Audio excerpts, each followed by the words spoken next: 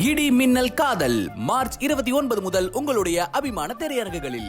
குறைந்த விலை நிறைந்த தரம், தங்கள் தேவைகள் அனைத்தும் ஒரே இடத்தில். ஜெயச்சந்திரன். கலக்கலான hospital drama Hotstar specials heart beat இப்போது உங்கள் டிஸ்னி பிளஸ் ஹாட் ஸ்டாரில். அண்ணாமலை அவருடைய சொந்த ஊர் எதுன்னு பார்த்தா கரூர் தொகுதி. ஏன் கோவை பகுதியை அவங்க தேர்ந்தெடுத்ததுக்கான காரணம் என்ன? சில பேர் என்ன சொல்றாங்க அப்படின்னா, கரூரில் ஜோதிமணி அவருக்கு ரொம்ப அதிக பவர் இருக்கு, ஸோ அதனால தான் கோவை அவர் கொஞ்சம் பயந்துக்கிட்டு தேர்ந்தெடுத்துட்டாரு அப்படிங்கிற மாதிரி எதிர்கட்சியும் சில பத்திரிகைகளும் சொல்றாங்க. வேலையற்ற வீணர்கள் ஏதோதோ பேசிக்கொண்டிருப்பார்கள். வின் பண்றதுக்கும் ஒருவேளை எலெக்ஷன் பிரச்சாரத்துக்குமே பாஜகவிற்கு திராவிட கட்சிகளை கூட குறிப்பா அதிமுகவோட துணை தேவைப்படுது. எங்களுக்கு அதிமுகவுடைய துணை தேவையில்லை, திராவிட கட்சிகளுடைய துணை தேவையில்லை. உண்மையான அரசியல் மாற்றத்திற்காக உழைத்த தலைவர்களை முன்னிறுத்துவதில் நாங்கள் பெருமைப்படுகிறோம். அப்போ சாத்தியமே இல்லாத விஷயங்களை திரு சீமான் அவர்கள் பேசினாலும் நான் சொல்றது என்னன்னா, வாக்களிக்கிறாங்க. ஆனா அவருடைய வாக்கு சதவீதம் உயரவே உயராது. நீ பாருங்க, 7 தாண்டி அவர் கொடுப்பாங்க பாஜகவுக்கு. அவங்க பாரதிய ஜனதா கட்சிக்கு இல்லை, அவர் எல்லா கட்சிக்குமே எதிர்த்து பேசக்கூடிய ஒரு நபராக இருக்கிறாரு. ஓபிஎஸ் அவர் உங்க கூட ஆரம்பத்திலிருந்தே பயணிச்சாரு, அவர் தனியாவே விட்டீங்களே, அவர் என்ன பாவம் பண்ணார் ஓபிஎஸ்? ஐயா, ஓபிஎஸ் அவர்களை பொறுத்தவரை அவர் தாமரையில் நிற்பது என்பது அவருக்கு ஏற்புடையதாக இல்லை. இதை நாங்கள் வரவேற்கிறோம், ஒத்துழைக்கிறோம். கடுமையாக அவருடைய வெற்றிக்கு பாரதிய ஜனதா கட்சி பாடுபடும். எங்களுடைய கூட்டணியில் அவர் இருக்கிறார், அவரை மதிக்கிறோம், போற்றுகிறோம். எல்லா விதத்திலும் அவருக்கான ஒத்துழைப்பை நாங்கள் தர தயாராக இருக்கிறோம். களத்தில் நானுமே பிரச்சாரம் செய்ய போகிறேன். அதிமுகவை மிஸ் பண்றீங்களா? எடப்பாடி அவர்களுடைய அந்த எண்ணம் தவறாக போய்விட்டது. சிறுபான்மை வாக்கு வங்கியை பெறலாம் என்று நினைத்து அவர் சீரழிந்து போய்விட்டார். அதிமுகவுடைய தொண்டர்களே பாஜகவை விட்டு விலகியது என்பது அதிமுக 39 இடங்களில் தோற்பதற்கு திரு எடப்பாடி பழனிசாமி அவர்களுடைய தப்பான சிந்தனையும் வழிகாட்டுதலும் தான் காரணம் என்று நினைக்கிறாங்க.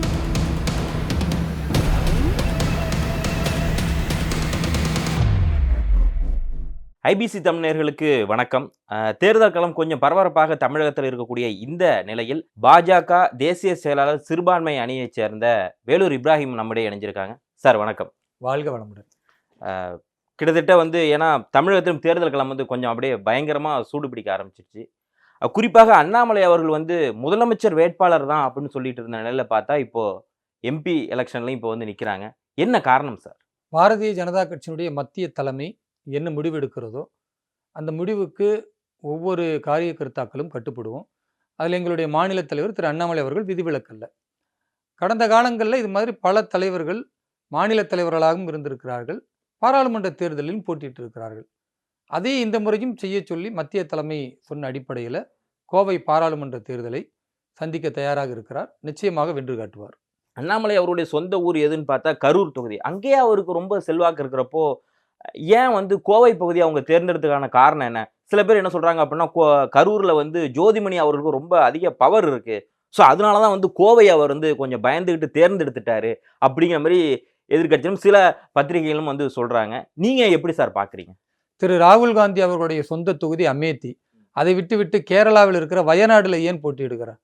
அப்போ அவர் பயந்துட்டாருன்றதை ஒத்துக்கிறீங்களா? காங்கிரசினர் அதையும் சேர்த்து பேசுவீர்கள் என்றால் நாங்கள் இதற்கு நியாயமான பதிலை தர தயாராக இருக்கிறோம். அதனால ஒரு வார்த்தையை நீங்கள் பாஜகவிற்கு எதிராக உதிர்ப்பதற்கு முன்னால் உங்களுடைய முதுகை பார்த்து கொள்ளுங்கள். உங்களுடைய தலைவர் ஏன் கேரளாவில் நிற்கிறார் என்ற கேள்விகளை முன்வையுங்கள், பிறகு உங்களுக்கே பதில் கிடைக்கும். ஏன்னா கிட்டத்தட்ட ரொம்ப டஃப்பான ஒரு போட்டியாக தான் இருக்கும் அப்படின்னு எல்லாருமே சொல்லிட்டு இருக்காங்க. இன்னும் சில பேர் என்ன சொல்றாங்க அப்படின்னா, இல்லை செந்தில் பாலாஜி கோவையில் இல்லை, அவர் இப்போ ஜெயிலில் இருக்கிறதா அண்ணாமலை தைரியமாக நின்றுட்டு இருக்காரு, ஒருவேளை செந்தில் பாலாஜி இருந்தால் அண்ணாமலைக்கு பயங்கர டஃப்பான ஒன்றா இருக்கும் அப்படிங்கிறதும் சொல்றாங்க. இதை நீங்க எப்படி சார் பாக்குறீங்க?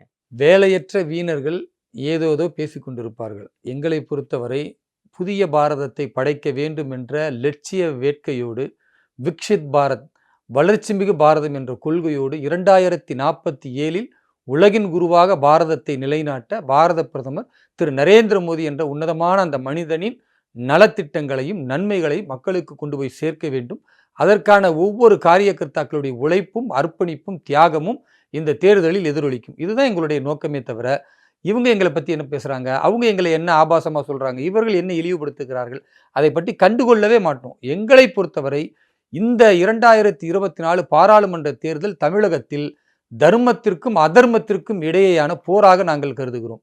ஊழல், குடும்ப அரசியல், மக்களை ஏமாற்றி பிழைத்து பொய் வாக்குறுதி கொடுத்து தமிழக மக்களின் வளர்ச்சி, பொருளாதார முன்னேற்றம், கல்வி அனைத்திலுமே இன்றைக்கு பின்தங்கி இருக்கிற நிலையை திமுக உருவாக்கி கொண்டிருக்கிறது. இந்த 3 ஆண்டு கால ஆட்சி என்பது வேதனை மிகுந்த ஆட்சி. மக்கள் சொல்லனா துயரங்களை அனுபவித்துக் கொண்டிருக்கிறார்கள். அதற்கு மாற்றாக வளர்ச்சி, பெண்களின் பாதுகாப்பு, பெண்களின் முன்னேற்றம், தனித்துவமான தமிழகம் என்ற பல்வேறு விஷயங்களை முன்னெடுத்து பிரதமருடைய நலத்திட்டங்களை கொண்டு போய் சேர்த்திருக்கிறோம். அந்த நெஞ்சுறுதியோடு நாங்கள் வாக்கு கேட்கிறோம். தமிழக மக்கள் இந்த முறை நன்மையின் பக்கம் வாக்களிப்பார்கள், தர்மத்தின் பக்கம் வாக்களிப்பார்கள். சமய நம்பிக்கைகளுக்கு எதிராக சாதிய வேட்கையோடு கூட்டணிகளை அமைத்து போட்டியிடுகிற திமுகவையும் அதனுடைய கூட்டணி கட்சிகளையும் புறக்கணிப்பார்கள். இந்த முறை தமிழகம் மாற்றத்தை நோக்கி இருக்கிறது. அது எங்களுடைய மாநில தலைவர் திரு அண்ணாமலை அவர்களுடைய கோவை வெற்றியிலிருந்து ஆரம்பித்து ஒட்டுமொத்த தாமரையின் வெற்றி நிச்சயமாக பிரதிபலிக்கும். நீங்க சொல்லியிருந்தீங்க வேலையற்ற வீணர்கள் அப்படின்னு சொல்லிட்டு அந்த எம்ஜிஆருடைய பாட்டு இருக்குல்ல, வேலையற்ற வீணர்களின் இந்த மூளையற்றவார்கள் வேடிக்கையாக கூட நம்பி விடாதே, எம்ஜிஆருடைய பாட்டு. அவர் அதிமுகவில் இருந்தார்.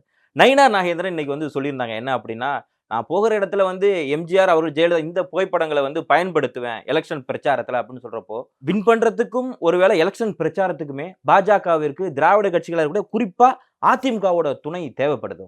எங்களுக்கு அதிமுகவுடைய துணை தேவையில்லை, திராவிட கட்சிகளுடைய துணை தேவையில்லை. ஆனால் இந்த தேசத்திற்காக உண்மையான அரசியல் மாற்றத்திற்காக உழைத்த தலைவர்களை முன்னிறுத்துவதில் நாங்கள் பெருமைப்படுகிறோம். பாரத பிரதமர் திரு நரேந்திர மோடி அவர்கள் எப்படி அம்மையார் ஜெயலலிதா அவர்களை தங்களுடைய உரையில் முன்னிலைப்படுத்தினார்களோ, அதே போன்று திரு புரட்சித் தலைவர் எம்ஜிஆர் அவர்களை முன்னிலைப்படுத்தினார்களோ, அதை நாங்களும் முன்னிலைப்படுத்துவதில் தவறில்லை. ஏன்னா இவர்களுடைய நோக்கம் என்ன? அம்மையார் ஜெயலலிதா எதற்காக திமுகவை எதிர்த்தார்? காலம் காலமாக குடும்ப அரசியல், காலம் காலமாக ஊழல் பெருச்சாளிகளாக இருந்தார்கள். அதை மாற்ற வேண்டும் என்று அம்மையார் ஜெயலலிதா அவர்கள் முடிவெடுத்தார்கள். அந்த முடிவில் உறுதியாக இருந்தார்கள். அவர்கள் இருக்கும் வரைக்கும் இந்த குடும்ப அரசியலுக்கு வேலையே இல்லை. அதை இன்றைக்கு பாரதிய ஜனதா கட்சி முன்வைக்கிறது. அதனால் அம்மையார் ஜெயலலிதா அவர்களுடைய படத்தை எங்களுடைய வேட்பாளராக இருக்கிற மரியாதைக்குரிய ஐயா நயினார் நாகேந்திரன் அவர்கள் பயன்படுத்துகிறத சொன்னால் அதில் தவறாக நான் பார்க்கல. அதே மாதிரி புரட்சித் தலைவர் எம்ஜிஆர் அவர்களும் திமுகவை எதிர்த்தது எதற்காக? குடும்ப அரசியல் நடத்துகிறார்கள், அதை ஒழித்து கட்ட வேண்டும். ஊழலை இவர்கள் தான் முன்னிறுத்துகிறார்கள். ஊழல் செய்வதற்கு பாரதத்திற்கே சொல்லிக் கொடுத்தது திராவிட கட்சி. அந்த திராவிட அரசியலில் மிக முக்கியமாக கலைஞர் அவர்களால் பாதிக்கப்பட்டவராகவே புரட்சித் தலைவர் திரு எம்ஜிஆர் அவர்கள் இருந்தார். அவருடைய கொள்கை, அவருடைய நோக்கம் இன்றைக்கு அதிமுகவில் இல்லை. அதிமுகவே குடும்ப அரசியலுக்கு மாறிக்கொண்டிருக்கிறது. அமைச்சர் ஜெயக்குமாருடைய மகனிலிருந்து பல எம்எல்ஏக்கள், பல அமைச்சர்களுடைய பிள்ளைகளை மீண்டும் மீண்டும் களம் காண்கிறார்கள். திமுகவிற்கும் அதிமுகவிற்கும் வித்தியாசம் இல்லாமல் போன பொழுது அம்மையார் ஜெயலலிதா அவர்களும் புரட்சித் தலைவர் எம்ஜிஆர் அவர்களும் என்ன கொள்கையை கொண்டிருந்தார்களோ அந்த கொள்கையை இன்றைக்கு பாரதிய ஜனதா கட்சி நிலைநாட்டி இருக்கிறது. அந்த அடிப்படையில் அதிமுகவின் தொண்டர்களும் இன்றைக்கு தாமரைக்கு வாக்களிப்பார்கள் என்று நாங்கள் நம்புகிறோம். நாங்கள் பிரச்சாரத்தில் முன்னிறுத்துகிறோம். அப்ப அதிமுகவினுடைய கொள்கைகள் பாஜகவுக்கு தேவைப்படுதா? அதிமுகவுடைய கொள்கை எங்களுக்கு தேவை அல்ல. எங்களுடைய கொள்கை என்பது இந்துத்துவா என்ற உயரிய சித்தாந்தம். எம்ஜிஆர் தேவைப்படுறாங்க. எம்ஜிஆர் என்பவர் குடும்ப அரசியலை எதிர்த்தவர். அம்மையார் ஜெயலலிதா அவர்கள் குடும்ப அரசியலை எதிர்த்தவர். நல்ல விஷயங்களை யார் எங்கு சொல்லியிருந்தாலும் அதை நாங்கள் அரவணைக்கிறோம், ஆதரிக்கிறோம், அதை போற்றுகிறோம். அது பாரதிய ஜனதா கட்சியின் கொள்கை. இந்துத்துவா என்பது அனைத்து நல்ல சித்தாந்தங்களையும் எடுத்துக்கொள்ள வேண்டும். இந்த பாரதத்தில் இருக்கக்கூடிய பண்பாட்டையும் கலாச்சாரத்தையும் மதிக்க வேண்டும். அந்த அடிப்படையில் அம்மையார் ஜெயலலிதா அவர்களையும் புரட்சித் தலைவர் எம்ஜிஆர் அவர்களையும் போற்றுகிற, புகழ்கிற, அவர்களின் கொள்கை அடிப்படையில் நடக்கிற ஒரு கட்சி இன்றைக்கு இருக்கிறது என்றால் அது பாரதிய ஜனதா கட்சி. அதனால் உண்மையான அதிமுகவுடைய ஒவ்வொரு தொண்டனும் இந்த முறை தாமரைக்கு வாக்களிப்பான், அதிமுகவை புறக்கணிப்பான். ஸோ பிரதமர் மோடியும் வந்து எம்ஜிஆர் ஜெயலலிதா இவங்களை சொன்னதுக்கான முக்கியமான காரணம் நீங்க என்ன சொல்றீங்க அப்படின்னா, அவங்க வந்து திமுகவை எதிர்த்தாங்க அப்படின்னு சொல்றப்போ, காமராஜரும் கூட சில சமயங்களில் திமுகவை எதிர்த்திருக்காரு இல்லையா? அதையும் சொல்லியிருக்காங்க. அவரும் நல்ல திட்டங்களை கொண்டு வந்திருக்காரு. அதாவதுங்க, ஒவ்வொரு காலகட்டத்தில் ஒரு சில தலைவர்கள் ஒவ்வொரு கட்சிகளை எதிர்த்திருக்கிறார்கள், அதில் மாற்று கருத்து இல்லை. ஆனால் பிறகு அவர்களுடைய செயல்பாடும் அவர்களுடைய நோக்கமும் எதுவாக இருக்கிறதுன்னு பார்க்கணும். அம்மையார் ஜெயலலிதா அவர்கள் ஒரு கட்டத்தில் பாரத பிரதமர் திரு நரேந்திர மோடி அவர்களை எதிர்க்கக்கூடிய அரசியல் காலகட்டமாக இருந்தாலும், அரசியலில் தேர்தல் வெற்றிக்கு பிறகு திரு நரேந்திர மோடி அவர்களை தன்னுடைய வீட்டிற்கு அழைத்து விருந்து உபச்சாரம் செஞ்சாங்க. இங்கே இருக்கக்கூடிய அடிப்படைவாத சக்திகளாம் மிகப்பெரிய எதிர்ப்பு தெரிவித்த பொழுது கூட தன்னுடைய வீட்டிற்கு அழைத்தார்கள் என்றால், ஒரு ஊழல் இல்லாத ஒரு உண்மையான தலைவனாக அன்றைக்கு குஜராத் மாநிலத்தின் முதல்வராக இருந்த திரு நரேந்திர மோடி அவர்களை அம்மையார் ஜெயலலிதா அவர்கள் போற்றினார்கள். அதுதான் இன்னைக்குமே. அவர்களுடைய மறைவுக்கு பிறகு கூட திரு நரேந்திர மோடி அவர்கள் நினைவுபடுத்துகிறார் என்றால், நல்ல தலைவர்களை, அவர்களின் நோக்கங்களை நாங்கள் போற்றுகிறோம். அது பாரதிய ஜனதா கட்சியினுடைய கொள்கைகளில் ஒன்று. அதனால் இந்த முறை நிச்சயமான மாற்றம் இருக்கிறது. தமிழகம் என்பது வளர்ச்சி மிகு பாரதமாக உருவாக வேண்டும் என்றால் திரு நரேந்திர மோடி என்ற உன்னதமான தலைவன், பிரதமர் என்று முன்கூட்டியே தேர்தலுக்கு முன்னால் அனைத்து மக்களாலும் அங்கீகரிக்கப்பட்ட ஒரு நபர். அப்படிப்பட்டவருக்கு வாக்களிக்க வேண்டும் என்று நாங்கள் கேட்கிறோம். Okay sir. மோடி அவர்கள் தமிழகத்துல 3 நாள் சுற்றுப்பயணம் வந்தாங்க. எல்லாருமே பயங்கரமான ஆரவாரம் கொடுத்திருந்தாங்க. நல்ல வரவேற்பு இருந்துச்சு அப்படிலாம் நீங்க சொல்றப்போ, வெள்ளம் வந்துருந்துச்சு. சென்னையில வெள்ளம் வந்துருந்துச்சு. தூத்துக்குடி பகுதியில வெள்ளம் வந்துருந்துச்சு. அப்பெல்லாம் வராத மோடி இந்த எலெக்ஷன் பிரச்சாரம்னோனே பயங்கரமா தேர்தல் அறிவிக்கப்படக்கூடிய ரூல்ஸ் போடக்கூடிய அந்த நேரத்திலயுமே பயங்கர சிரத்தை எடுத்து வந்ததுக்கான காரணம் பார்க்குறப்போ அது கொஞ்சம் விமர்சனம் ஆகுதே. இதை எப்படி பார்க்குறீங்க? ஐயோ பாவம் எதிர்க்கட்சிகள் என்று பார்க்கிறோம். ஏன்னா அவர்களிடத்தில் பாரத பிரதமர் திரு நரேந்திர மோடி அவர்களை விமர்சிக்க வேறு எந்த ஆயுதமும் இல்லை. ஊழல் இல்லாத தலைவராக வந்திருக்கலாம்ல இருக்கிறார். கொஞ்சம் இருக்கிறப்ப. நான் முடிச்சுக்கிறேன். ஊழல் இல்லாத தலைவராக இருக்கிறார். உண்மையை பேசக்கூடியவராக இருக்கிறார். ஒரு நாளைக்கு 4-5 மணி நேரம் உறங்கிவிட்டு தன்னுடைய வாழ்நாளை முழுக்க முழுக்க அர்ப்பணித்து உழைத்து கொண்டே இருக்கிறார். வெள்ள பாதிப்புகள் வரும் பொழுது அவர் என்ன மாதிரியான நிகழ்வுகள் இருந்தார், வெளிநாட்டினுடைய சுற்றுப்பயணங்கள் எப்படி இருந்தது, இது எல்லாத்தையும் மறந்துட்டு எதுவுமே இங்க மத்திய அரசு செய்யல என்ற ஒரு முழு பூசணிக்காவை சோற்றில் மறைப்பது போன்று திமுகவும் திமுகவினுடைய கூட்டணிகளும் இன்ன பிற சீமான் போன்றவர்களும் இதையே பேசுகிறார்கள். உண்மை நிலவரம் என்ன? வெள்ள பாதிப்பு நடந்த அடுத்த நாள் மத்திய இராணுவத்துறை அமைச்சர், பாதுகாப்புத்துறை அமைச்சர் உடனடியாக தமிழகத்திற்கு வந்து சுற்றுப்பயணம் செய்து 450 கோடி ரூபாயை உடனடியாக அன்றைக்கு மாலையே வந்து மத்திய அரசு, பாரத பிரதமர் திரு நரேந்திர மோடி தலைமையிலான அரசு அறிவித்தது. அதற்கு பிறகு ஒரு 450 கோடி, 900 கோடியை உடனடியாக அறிவித்து தமிழக மக்களுக்கு அதன் மூலமாகத்தான் ஐயா ஸ்டாலின் அவர்கள் நலத்திட்டங்களை, நிதி உதவியை செய்தாரே தவிர அவர் தமிழக அரசின் சொந்த பணத்திலிருந்து ஒத்த ரூபாய் எடுக்கல. அப்ப செலவு செய்தது மத்திய அரசின் பணம், கொடுத்தது பாரத பிரதமர் திரு நரேந்திர மோடி. அவர் வெளிநாடுகளில் இருந்தாலும் உடனடியாக அதற்கு பிறகு நிர்மலா சீதாராமன் அவர்கள் மத்திய நிதி அமைச்சர் 2 மிக முக்கியமான கேபினெட் அமைச்சர்களை களத்திற்கு வந்து ஆய்வு செய்து அவர்கள் கொடுத்த திட்டத்தின் அடிப்படையில் உடனடியாகவும் அதற்கு அடுத்ததாகவும் பாதுகாக்கப்பட்ட தமிழகத்தை உருவாக்கி கொண்டிருக்கிறார். இதையெல்லாம் மறந்துட்டு மோடி வரலனாலும் அவர் வராவிட்டாலும் அவருடைய இடத்தில் என்ன செய்ய வேண்டும், ஒரு நிதி உதவி அது தரப்பட்டிருக்கு. அவருடைய இடத்தில் மிக முக்கியமான 2 கேபினெட் அமைச்சர்கள் உடனடியாக அடுத்த நாள் வந்து களத்தில் ஆய்வு செய்திருக்கிறார்கள், நிதி உதவி தந்திருக்கிறார்கள். இதை விட என்ன வேணும்? இப்ப நீங்க சொல்றீங்க அந்த மினிஸ்டர் எல்லாருமே வந்தாங்க, மோடி வரனாலும் பரவாயில்லப்பா, எங்களோட மினிஸ்டர் எல்லாருமே இறங்கி களத்துல இறங்கி வேலை செஞ்சிருக்காங்க அப்படின்னு சொன்னாலும், நிர்மலா சீதாராமன் வந்துட்டு போனாங்க. அந்த இஷ்யூ நமக்கே தெரியும். உதயநிதி ஸ்டாலின் ஒரு பதில் ஒன்று சொன்னாரு, அதுக்கு இவங்க யார் வீட்டு அப்பா காசு அந்த மாதிரி எல்லாமே ரொம்ப சமூக வலைதளங்கள்ல பேசு பொருளாவே ஆனிச்சு. இப்போ நாம பேசுற இந்த நேரத்துல பார்த்தா முதலமைச்சர் ஸ்டாலின் அவர்கள் வந்து ஒன்று சொல்லியிருந்தாங்க நேற்றைய கூட்டத்துல, நிதி எங்களுக்கு சரியான நிதி கொடுக்கல, இதை மாரி தான் நாங்க வந்து மத்திய அரசு மேலே வந்து ஆளும் பாஜக அரசு மேலே நாங்க வந்து வழக்கு தொடுக்க இருக்கோம் அப்படின்னு ரொம்ப கொந்தளிச்சு கோபமா சொல்றாங்க ஒரு நாட்டினுடைய முதலமைச்சர். எங்களுக்கு கொடுக்க வேண்டிய நிதியை கொடுத்துருக்கலாம், கொடுக்கலையே அப்படின்னு சொல்றாங்க முதலமைச்சர். இதை எப்படி? ஆனா நீங்க சொல்றீங்க நாங்க கொடுத்துட்டோம் நிதி எல்லாத்தையுமே அப்படின்னு. ஸோ இதை எப்படி சார் பார்க்கலாம்? ஒரு ஏக்கர் நிலத்திற்கும் பாதிக்கப்பட்ட அந்த விவசாயிகளுக்கு ஏக்கருக்கு 33,000 ரூபாய் தருவேன்னு போட்டியிட்டாரு, எதிர்த்தாரு. ஆளுங்கட்சியாக அதிமுக இருக்கும்போது பேசினாரு. இவர் வந்த பிறகு அவருடைய டெல்டா மாநிலம் திருவாரூர்ல இருந்து தஞ்சை மாவட்டத்தில் உள்ள விவசாயிகள் கதறினார்களே, 33,000 நீங்க கொடுத்தீங்களா?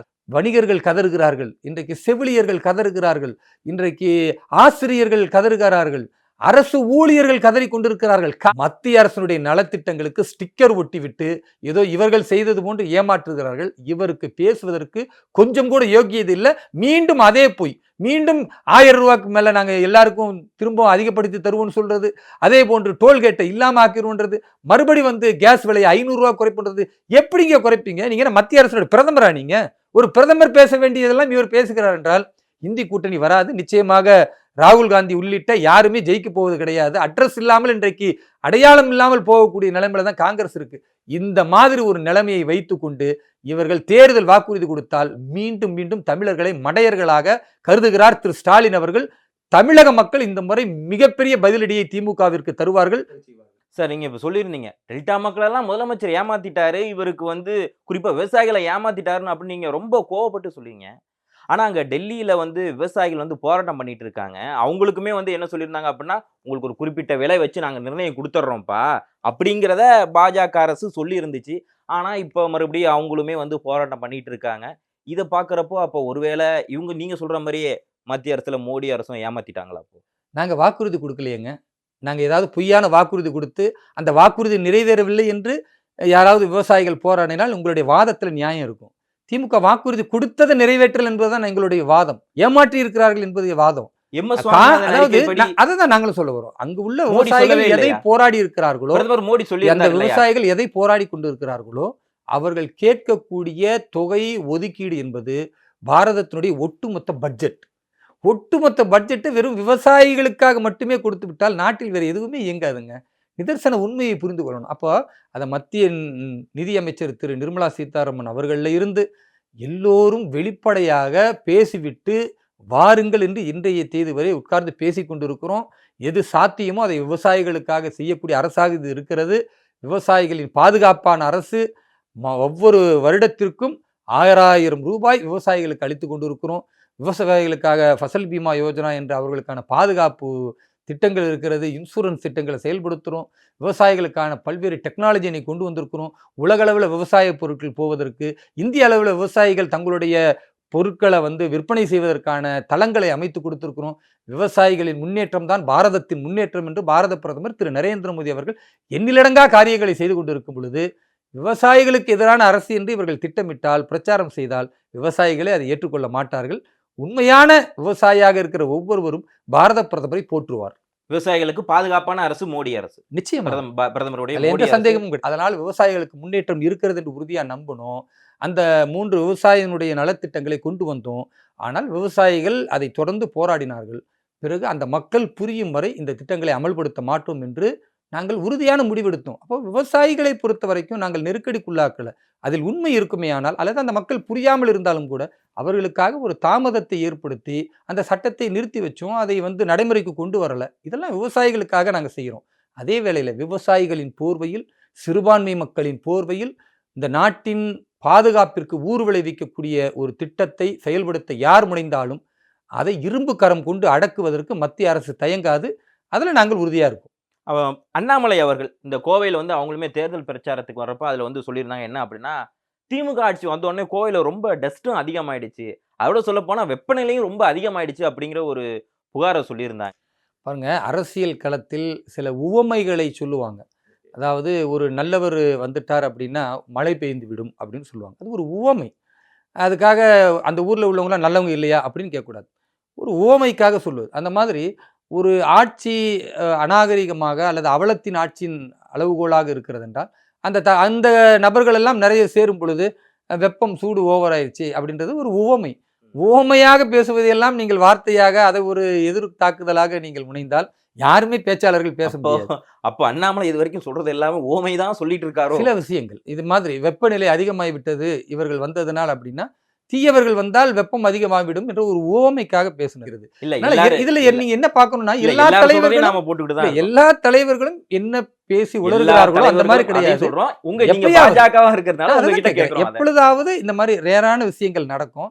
அதை இயல்பாக மனிதனுடைய குற்றம் கிடையாது, அது எல்லோருக்கும் நடப்பது. அதுலயும் ரொம்ப கவனத்தோட தான் பேசுறாரு.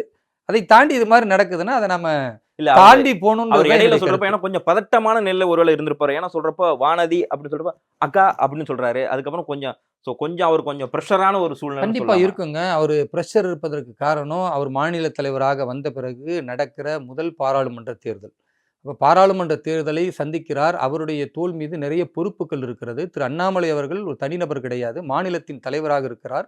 இந்த முறை வெற்றியை ஈட்டுவது என்பதை தாண்டி வாக்கு வங்கியை அதிகமாக உயர்த்தி காட்ட வேண்டும் என்ற பொறுப்பு அவருக்கு இருக்கிறது.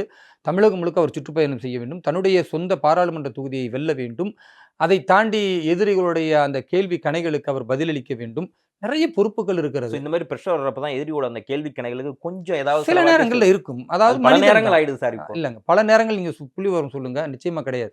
குறிப்பா இப்ப பாஜக சொல்லக்கூடிய இன்னொரு விமர்சனம் என்னவா இருக்கு அப்படின்னா, உங்க கூட்டணியில யாரு ஜாயின் பண்ணணும் அவங்களுக்கு மட்டுமே சின்னம் உடனே கிடைச்சிடுது. ஆனா உங்க கூட்டணியில உங்களை சார்ந்து எதிர்க்கிறவங்களுக்கு சின்னத்தை பாஜக லாக் பண்ணி வச்சிடறாங்க அப்படிங்கிற ஒரு விமர்சனம் இருக்கு.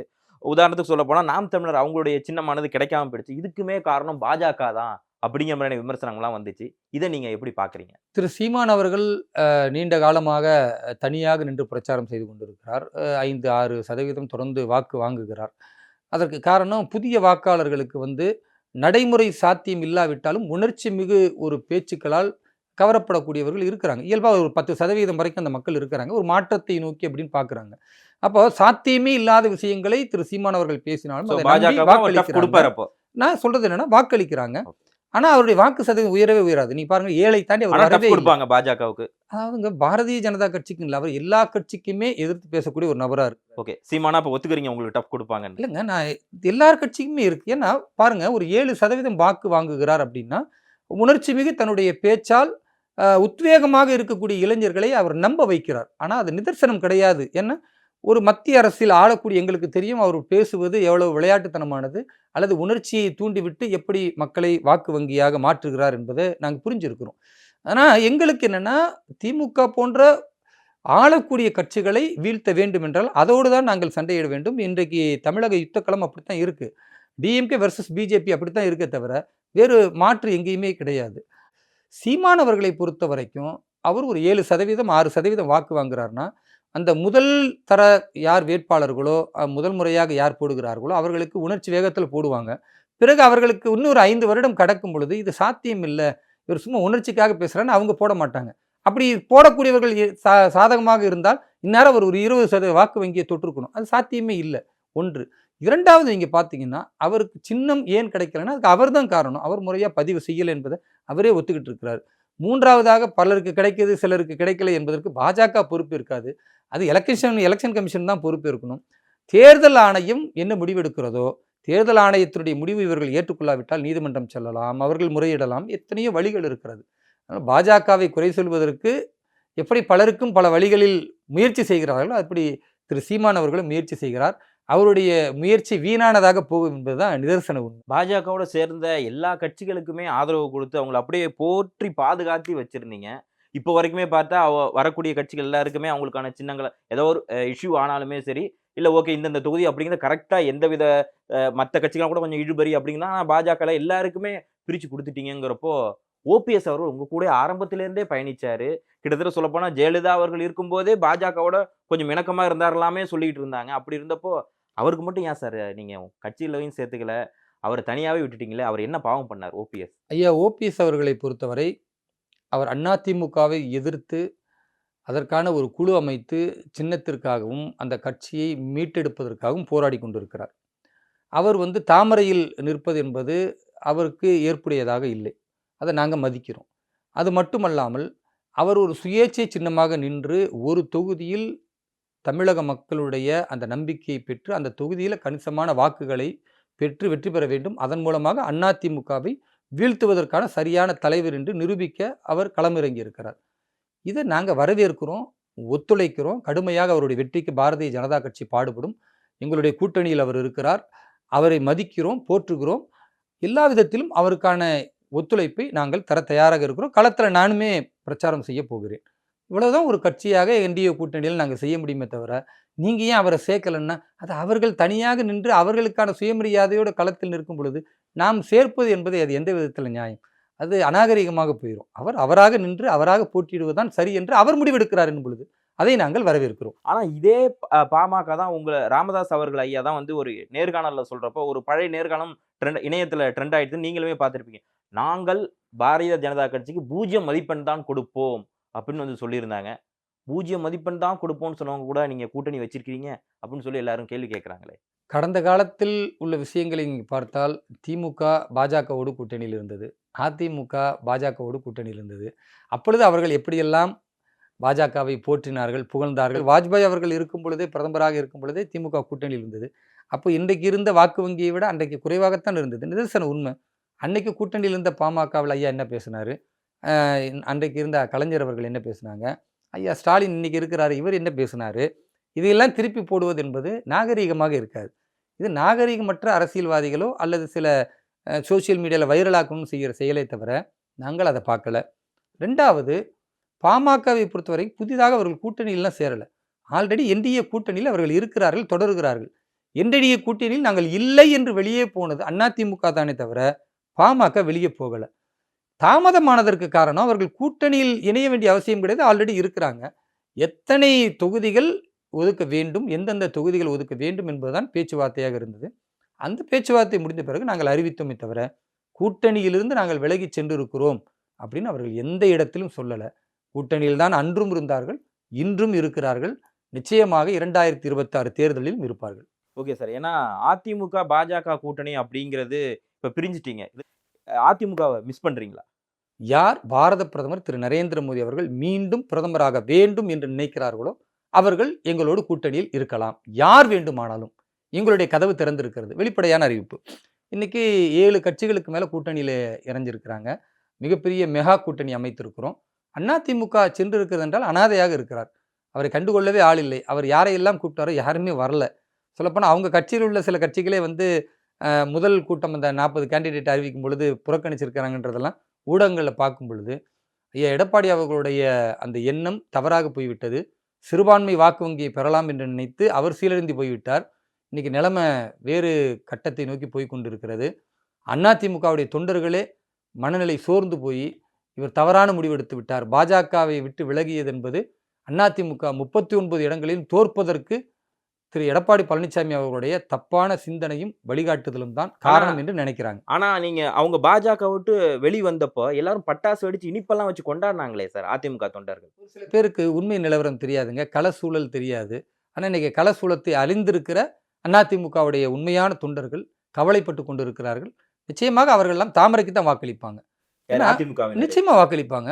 ஊழல் இல்லாத ஒரு தலைவர் வேண்டும்னா திரு நரேந்திர மோடியை தவிர நீங்க யாரங்க கை காட்ட முடியும்? ராகுல் காந்தியை கை காட்டிடுவீங்களா? கடந்த கால காங்கிரஸ் அரசினுடைய ஊழல்களை எல்லாம் பட்டியலிட்டோம்னா நாரி போயிடும். அதனால 10 ஆண்டு காலம் கண் முன்னால் வாழ்ந்து கொண்டு இருக்கிற ஒரு தலைவனுங்க. அவர் மேல எந்த குற்றச்சாட்டும் இல்லைங்க. இதை விட ஒரு நல்ல மனிதன் நீங்க எங்க போய் தேடுவீங்க? மோடி அவர்களும் சொல்றப்ப எல்லாரும் என்ன சொல்றாங்களா, இல்ல அம்பானி அதானி இவங்களோட இதுக்குதான் இன்னைக்குமே அவர் சேவகர் மாதிரி இருந்துகிட்டு இருக்காரு அப்படிங்கிற ஒரு குற்றச்சாட்டும் இருக்கு. ஏங்க அவர் 140 கோடி மக்களின் சேவகருங்க. 140 கோடி மக்களின் குடும்பத்தின் ஒரு அங்கமாக அவர் இருக்கிறார். அதானி அம்பானிக்கு மட்டும் இல்லை, எல்லாருக்கும் இருக்கிறார். 140 கோடி மக்களின் வளர்ச்சிக்காக பாடுபடுகிறார். கொஞ்சம் அதிகமான சேவரா அம்பானிக்கும் அதானிக்கும் இருக்காரோ அப்படின்னு எதிர்கட்சிகள் கேட்கறாங்க. நான் கேட்கல. கேட்டாலும் சரி, எதிர்கட்சிகள் கேட்டாலும் சரி, இது புளிச்சு போன ஒரு வாதம். இதற்கு திரும்ப திரும்ப பதில் சொல்வதில் எங்களுடைய நேரத்தை கடக்க நாங்கள் விரும்பல. Okay sir. ஸோ ஃபைனலாக இப்போ தேர்தல் களத்தில் இருக்கிறீங்க. எப்படி இருக்கு இந்த பிரச்சார களம்? ஏன்னா நீங்களுமே அடுத்தடுத்த நாட்கள்ல பிரச்சாரத்தையும் ஆரம்பிக்க போறீங்க. ஸோ நீங்க சொல்லுங்க, உங்களுடைய இந்த மெகா கூட்டணி எப்படி இருக்குது? தமிழக மக்களை பொறுத்தவரை மாறி மாறி திமுக அதிமுக என்று பலமுறை முயற்சி செய்து பார்த்து சோர்ந்து போய்விட்டார்கள். இவர்களால் தமிழகத்தினுடைய மாற்றத்தை தர முடியாது, வளர்ச்சியை வைக்க முடியாது, வேலையில்லா திண்டாட்டம் தான் இருக்கிறது. இதெல்லாம் தமிழக மக்களுக்கு தெரியும். அதை தாண்டி பல நேரங்களில் நீங்கள் பார்த்தீங்கன்னா இந்த 3வது கூட்டணின்னு ஒன்று வரும். அப்போ தமிழக மக்கள் ஓரளவு வாக்களிப்பாங்க. ஏன்னா ஒரு மாற்றம் வந்துடாதா, ஒரு நல்லது நடக்காதா, இந்த திமுக அதிமுக கொள்ளைக்காரர்களிருந்து ஒரு மாற்றத்தை உருவாக்க முடியாதா அப்படின்னு வாக்களித்தாலும் கூட இந்த 3வது அணி என்பது செயலிழந்து போய்விடுகிறது. ஏன்னா அதில் தலைவர்கள் உறுதியாக இருக்க மாட்டாங்க, அது கொள்கை கூட்டணியாக இருக்காது, உறுதிமிக்க தலைவர்கள் கட்டமைப்பு இருக்காது. அதனால் திரும்ப திரும்ப வீழ்ந்து போன வரலாறு பார்க்கிறோம். இந்த முறை அந்த நிலையை மாற்றி பாரதிய ஜனதா கட்சி ஒரு உன்னதமான தலைவர் திரு நரேந்திர மோடியை முன்னிறுத்தி தமிழகத்தினுடைய இளைஞர்கள் மீது நம்பிக்கை கொண்டிருக்கிற, தமிழகத்தினுடைய தாய்மார்கள் மாற்றத்திற்கான சரியான தலைவன் என்று நம்பி இருக்கிற திரு அண்ணாமலை அவர்களுடைய தலைமையிலே தேர்தல் களத்தை சந்திக்கிறோம். இந்த களம் என்பது நம்பிக்கைக்குரிய களமாக இருக்கும். தமிழக மக்களுடைய மாற்றத்திற்கான ஒரு களமாக இருக்கும். நிச்சயமாக தாமரைக்கு வாக்களிக்கும் பொழுது இந்த தேசம் வலுப்பெறும். தமிழகம் மிகச்சிறந்த உயர்ந்த இடத்திற்கு செல்லும்.